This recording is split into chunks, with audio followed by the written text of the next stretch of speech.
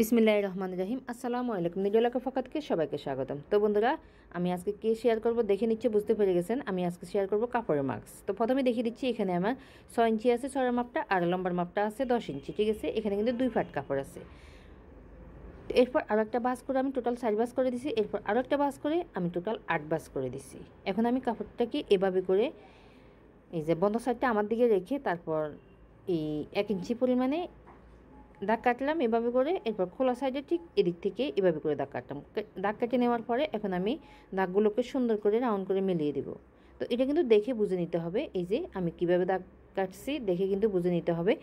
তো এখন আমি এই যে বাড়তি যে কাপড় আছে এই কাপড়গুলো কেটে নেব। এখন দেখিয়ে দিব আমি কাপড়টি এই যে কীভাবে কাটছি। ঠিক আছে, কেটে নেওয়ার পরে ঠিক দেখতে এই যে এমন হবে। এখন আমি আবারও আগের মতো বাস করে দিচ্ছি। ঠিক সমান করে বাস করে দিতে হবে। বাস করে দিয়ে আমি মাঝখান দিয়ে কেটে নেব। তো এই যে কেটে নেওয়ার পরে এখন আবারও খুলে নিলাম। তো এখানে কিন্তু 2 ফাট করে টোটাল আমার 4 ফাট কাপড় আছে। তো এখন কাপড়গুলোকে আমি সোজা সাইড থেকে উল্টো সাইড করে রাখবো। এরপর এই যে এখানে সাইডে একটা সেলাই দিয়ে দিতে হবে। তো একই নিয়মে এই ফাটটাও দিতে হবে।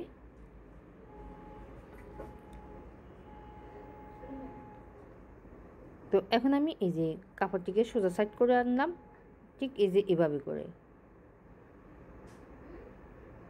এরপর এই যে উপরে যেখানে আমরা ভাঁজ দিছি ঠিক ভাঁজের উপরে কিন্তু একটা সেলাই দিতে হবে, সাব সেলাই দিতে হবে। ঠিক আছে, এরপর 1 সুতা বাদ রেখে তারপর আরও একটা সেলাই দিতে হবে। তো একই নিয়মে 2টা ফাট কিন্তু সেলাই করে নিতে হবে। ঠিক আছে বন্ধুরা, কাপড়ের মাস্ক তৈরি করা অনেক সোজা।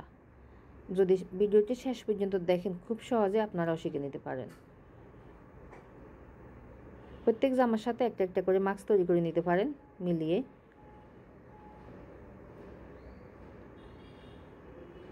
তো এই যে পাশে আমি আরেকটা সেলাই দিয়ে দিব।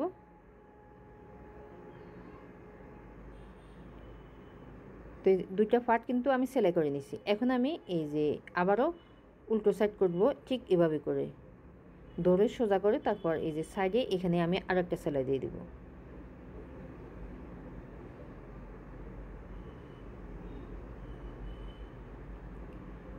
এরপর এই যে এই পাশে আরেকটা সেলাই দিতে হবে। অর্থাৎ 2 পাশ কিন্তু সেলাই করব, আর 2 পাশ কিন্তু আমি সেলাই করব না।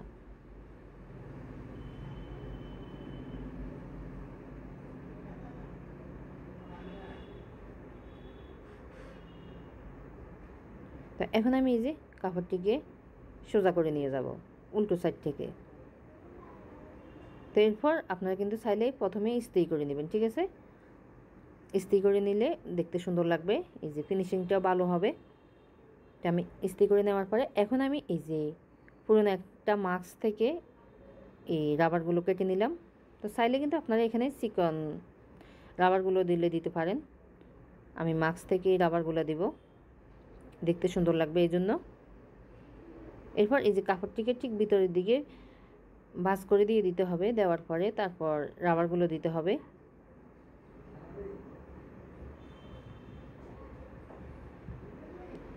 এখন আমি একদম পুরা মাস্কের চারপাশে কিন্তু একটা সাব সেলাই দিয়ে দিব।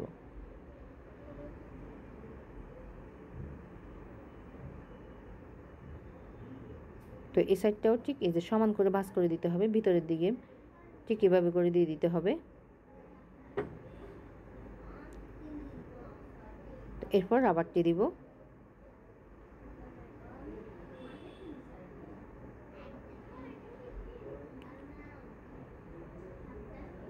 এখানে কিন্তু ডাবল সেলাই দিয়ে দিতে হবে যেন খুলে না যায় রাবারটি।